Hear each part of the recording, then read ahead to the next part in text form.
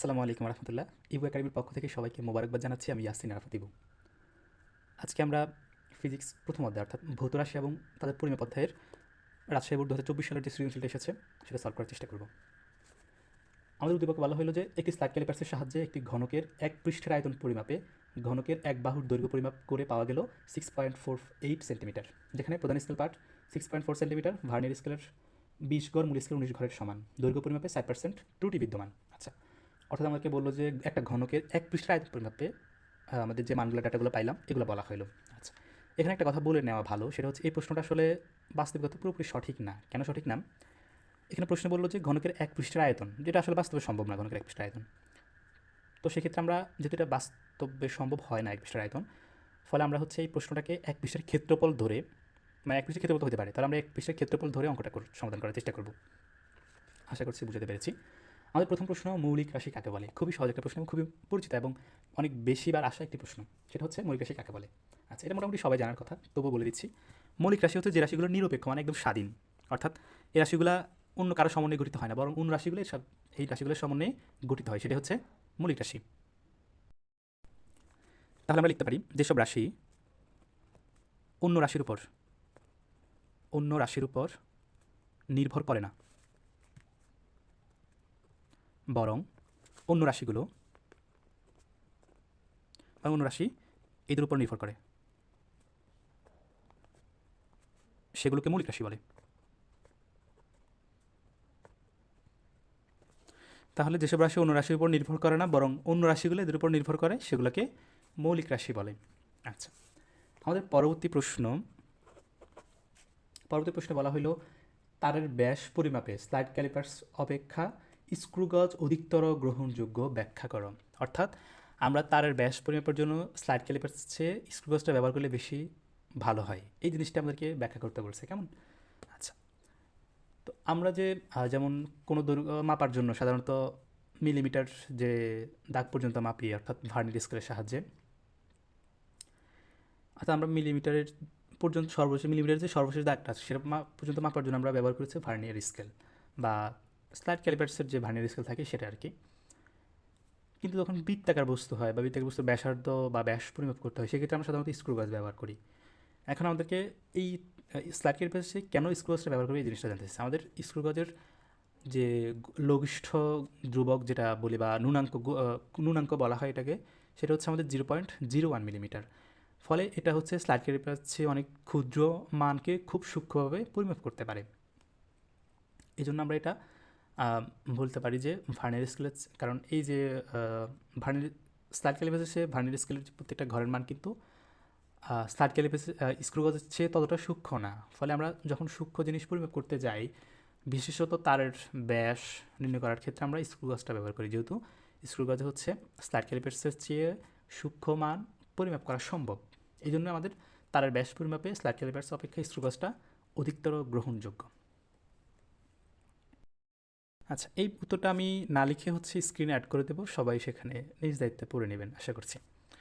আমরা এখন আমাদের যে মূল প্রশ্ন সেটা হচ্ছে ঘ, এই প্রশ্নটা সলভ করব। কেমন? আমাদের এই প্রশ্নে বলা হলো যে ভার্নিয়ার সমপাতন নির্ণয় করো। আচ্ছা, তার আগে একটু বলেন তো আমায় যে ভার্নিয়ার সমপাতনকে কী দ্বারা প্রকাশ করা হয়? মনে পড়তেছে? মনে পড়ার কথা, আমরা আগের ক্লাসগুলোতে করছি। সেটা হচ্ছে ভার্নিয়ার সমপাতনকে বি দ্বারা প্রকাশ করা হয়। তাহলে এখন আমরা উদ্দীপক থেকে দেখে দেখে আগে মানগুলো লিখবো যে এখানে কী কী মান দেওয়া আছে। কেমন? তাহলে এখানে প্রথমত আমাদের কী দেওয়া আছে? পরিমাপিত দৈর্ঘ্য দেওয়া আছে, অর্থাৎ দৈর্ঘ্য আমরা কী দ্বারা প্রকাশ করি? এল ধারা। তাহলে দৈর্ঘ্য দেওয়া আছে আমাদের 6.48 সেন্টিমিটার। কেমন? এরপর প্রধান স্কেল পার্ট দেওয়া আছে। প্রধান স্কেল পার্ট এটাকে আমরা প্রকাশ করি হচ্ছে এম দ্বারা, এটা হচ্ছে 6.4 সেন্টিমিটার। এরপর বলা হইল ভার্নিয়ার স্কেলের 20টা ঘর মূল স্কেলের 19 ঘরের সমান। কেমন? তাহলে আমরা এখান থেকে কী বের করতে পারবো? ভার্নিয়ার ধ্রুবক বের করতে পারবো। ভার্নিয়ার ধ্রুবক আমরা বলি বিসি। কেমন? তাহলে বিসির একটা সূত্র আছে না, বিসি সমান সমান এস বাই এন। তাহলে এসের মান কত? 1 মিলিমিটার। এটি কেন? কারণ আমাদের যে ব্যবহারিক ক্ষেত্রে যে স্লাইড ক্যালিপার্সগুলো পাওয়া যায় সাধারণত এগুলোতে এস 1 মিলিমিটার ধরা হয় আর কি, বা এগুলো 1 মিলিমিটার সম্পর্কিত হচ্ছে স্কেলগুলো পাওয়া যায় যে বাজারে সচরাচর যেগুলো পাওয়া যায় এগুলোতে সাধারণত 1 মিলিমিটারই হয়, অর্থাৎ একটা ক্ষুদ্র ঘরের মান হচ্ছে 1 মিলিমিটার। এনটা কি আমাদের এটা জানতে হবে, তাহলে এনটা হচ্ছে ভার্নিয়ার স্কেলের ভাগ সংখ্যা। এখন এখানে প্রশ্নে বলে দিচ্ছে ভার্নিয়ার স্কেলের ভাগ সংখ্যা কত, 20। তাহলে আমরা 1/20 করলে কত পাইবো, 0.05 মিলিমিটার পাইবো। এখন আমরা এটাকে সেন্টিমিটার নিয়ে যাবো, কেন নিয়ে যাবো, আমাদের বাকি মানগুলো আসে কিসে, সেন্টিমিটারে। অথবা আমরা আমাদের মূল টার্গেট থাকবে আমরা সবগুলো মানকে একই ইয়েতে নিতে হবে, হয় সেন্টিমিটার রাখবো না হলে মিলিমিটার নিয়ে যাব। তার আমাদের এখানে মিলিমিটার আছে, আমরা এটাকে সেন্টিমিটার নিয়ে যাব। সেন্টিমিটারে দিলে 0.005 সেন্টিমিটার। কেমন, আমরা বের করবো হচ্ছে ভার্নিয়ার সমপাতন। তাহলে ভার্নিয়ার সমপাতন মানে কি, ভি। তাহলে ভি সমান ভার। এখন আমরা লিখবো, আমরা জানি সূত্রটা কি জানি, এল সমান সমান এম প্লাস ভি গুণন ভিসি। আচ্ছা, এখন আমরা এখান থেকে কী বের করবো, ভি বের করবো। তাহলে একটু ক্যালকুলেশন করে নিতে হবে আগে। আচ্ছা, এক্ষেত্রে ক্যালকুলেশন সহজে বোঝার জন্য আমি বললাম যে আমরা সমান চিহ্নের পাশে যে একটু অংশ আছে পুরোটাকে এক পাশে নিয়ে যাবো। তাহলে লিখবো এম প্লাস ভি গুণন ভিসি সমান সমান এল। এবার আমরা বের করবো কি, ভি। তাহলে ভি এবং বিসিটা রেখে দিব, ভি গুণন বিসি ওই পাশে চলে যাবে কি এম এই পাশে যোগ আকার আছে, পাশে গেলে বিয়োগ হয়ে যাবে। তাহলে এখান থেকে ভিটা রাখবো, তাহলে L minus M divided by VC. বুঝছি। এবার আমরা শুধু মানগুলো বসাবো। এল এর মান 6.4 মাইনাস এম এর মান হচ্ছে 6.4, ভিসির মান হচ্ছে আমাদের 0.005। এটা এখন আমরা ক্যালকুলেশন করবো। 6.48 মাইনাস 6.4 ডিভাইড বাই 0.005 অর্থাৎ 16। তাহলে আমাদের ভার্নিয়ার সমপাতন কত, 16। সুতরাং ভার্নিয়ার সমপাতন 16। কেমন, আমরা এবার আমাদের পরবর্তী প্রশ্নটা সমাধান করব। আমাদের পরবর্তী প্রশ্নে বলা হইল যে ঘনকের এক পৃষ্ঠের আয়তন পরিমাপে পরিমাপটি যথেষ্ট নির্ভরযোগ্য হবে কি না এটা জানতে চাইছে। কেমন, তাহলে ঘনকের এক পৃষ্ঠের আয়তন তো আমরা একটু আগে বললাম সেটা বের করার জন্য আমরা তাহলে কী বের করবো, এখানে এক পৃষ্ঠের আয়তন না বের করে বের করবো কি এক পৃষ্ঠের ক্ষেত্রফল। বুঝতে পারছি। অথবা আমরা এটা না করে হচ্ছে আমরা ঘনকের আয়তনটাই বের করি। আমাদের এখানে যদি এক পৃষ্ঠের আয়তন তো হওয়া সম্ভব না, তাহলে আমরা বের করবো হচ্ছে পুরো ঘনকের আয়তন। আচ্ছা, তাহলে আমরা শুরু করি। আমাদের প্রথমে এখানে কী কী মানগুলো দেওয়া আছে আমরা এগুলো একটু লিপিবদ্ধ করি। আমাদেরকে বলা হলো যে ঘনকের একটা বাহুর দৈর্ঘ্য কত দেওয়া আছে, দৈর্ঘ্য এ সমান সমান দেওয়া আছে 6.48 সেন্টিমিটার। তাহলে আমরা আয়তন পাইব না, আয়তন সমান সমান এ কিউব। এটাকে আমরা 6.4 সমান সমান 6.48 পাওয়ার 3 আমরা পাইছি 272.1 সেন্টিমিটার কিউব। আচ্ছা, এখন আমাদেরকে প্রশ্নে একটা ত্রুটি বলে দিচ্ছে, যে ত্রুটি বললো দৈর্ঘ্য পরিমাপের ত্রুটি হচ্ছে 4%। তাহলে আমরা আগের মতো লিখবো আবার ত্রুটি। আমরা যখন ত্রুটি বের করতে বলি তখন আমরা কীভাবে লিখি, ত্রুটিটা লিখে আমাদের দৈর্ঘ্যের সাপেক্ষে। তাহলে আমরা লিখবো এ এর 4%। তাহলে এর মান কত, এর মান হচ্ছে 6.48 গুণন এর মানে কি গুণন, তাহলে 4% মানে কি 4/100। এটা আমরা এখন ক্যালকুলেশন করব। 4/100 গুণন 6.48, এটা আসতেছে আমাদের 0.2592। এটা হচ্ছে আমাদের ত্রুটি। এখন আমাদের ত্রুটি পাই গেলাম। আমরা জানি যে ত্রুটি কম অথবা বেশি হয়। কেমন, তাহলে আমরা আগে কম ত্রুটি বের করব, এরপর হচ্ছে বেশি ত্রুটি বের করব আয়তনের সাপেক্ষে। আমরা প্রথমে লিখব কম আয়তন। আচ্ছা, কম আয়তন লেখার আগে আমাদের কম দৈর্ঘ্যটা বের করতে হবে। তাহলে আমরা আগে কম দৈর্ঘ্যটা বের করি। কম দৈর্ঘ্য সমান আমাদের মূল দৈর্ঘ্য কত ছিল, 6.48। এটা ছিল না, তাহলে এটা থেকে আমাদের ত্রুটিটা বাদ দিয়ে দেবো। কম বললে ত্রুটি বাদ দিব, বেশি বললে ত্রুটি যোগ করবো। তাহলে ত্রুটিটা কত ছিল আমাদের 0.2592, 0.2592।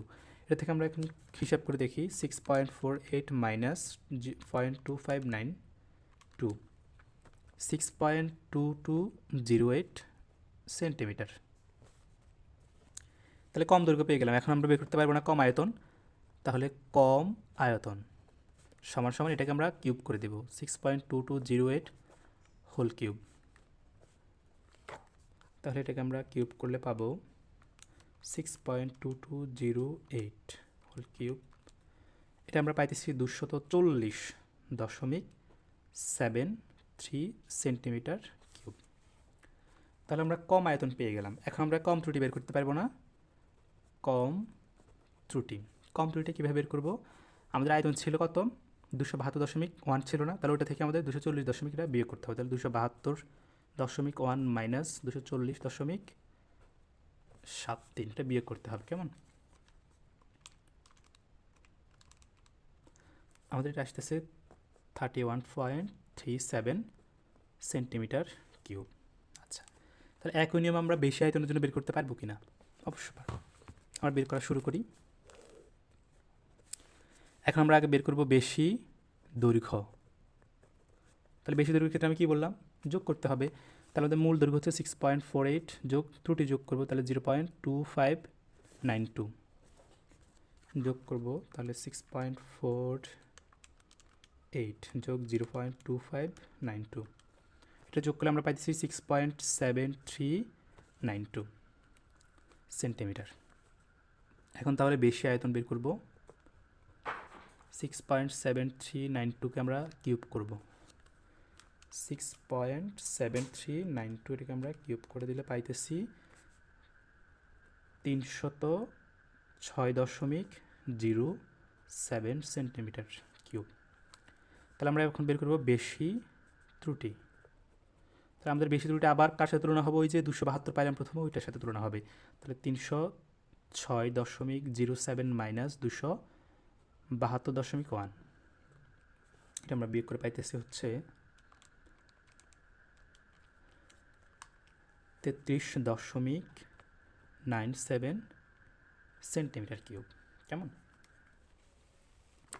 তাহলে আমরা দুটা ত্রুটি পাইলাম। এখন আমরা কোন ত্রুটি নিয়ে কাজ করব? আমাদের চূড়ান্ত ত্রুটি হবে কোনটা তাহলে? সুতরাং চূড়ান্ত ত্রুটি, আচ্ছা একটা কথা মনে রাখতে হবে, চূড়ান্ত ত্রুটি সবসময় যে মানটা বড় হবে সেটা। তাহলে আমাদের 31-31-এর চেয়ে 33টা বড় না, তাহলে আমাদের কাজ করতে হবে কাকে নিয়ে? 33কে নিয়ে। অর্থাৎ আমার চূড়ান্ত ত্রুটি হবে 33.97 সেন্টিমিটার কিউব। বুঝতে পারছি? তাহলে এখন আমরা লিখব আপেক্ষিক ত্রুটি। আপেক্ষিক ত্রুটি সমান সমান আমরা কি জানি? চূড়ান্ত ত্রুটি ডিভাইডেড বাই পরিমাপকৃত মান গুণন 100%। তাহলে চূড়ান্ত ত্রুটি কত? 33.97। পরিমাপকৃত মান আমরা কত পাইছিলাম মনে আছে কিনা? 272.1 পাইছিলাম গুণন 100। এখন এটা আমরা হিসাব করব। 33.97 ডিভাইড বাই 27.2.1। আচ্ছা, এটা পেলাম আমরা 12.48%। এখন আমাদেরকে প্রশ্নে কী জানতে চাইছে? আয়তন পরিমাপের নির্ভরযোগ্যতা কতটুকু সেটা জানতে চাইছে। এটা হচ্ছে আমাদের কি ত্রুটি। তাহলে নির্ভরযোগ্যতা কত হবে? 100 থেকে আমাদের ত্রুটিটা বাদ দিলেই সেটা হচ্ছে আমাদের কি? এই আয়তন পরিমাপের নির্ভরযোগ্যতা। তাহলে আমরা লিখব সুতরাং আয়তন পরিমাপে নির্ভরযোগ্যতা 100 থেকে আমরা বিয়োগ করবো 12.48%। তাহলে এখানে আমরা পাইব 87.52%। এটাই হচ্ছে আমাদের নির্ভরযোগ্যতা। তার আমরা লিখব সুতরাং ঘনকের আয়তন পরিমাপে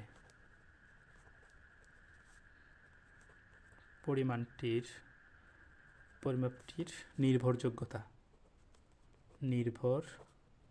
87.52%। বুঝতে পারছি সবাই? আশা করি সবাই বুঝতে পারছেন। সবার জন্য শুভকামনা। আজকের মতো এখানে বিদায়। আসসালামু আলাইকুম।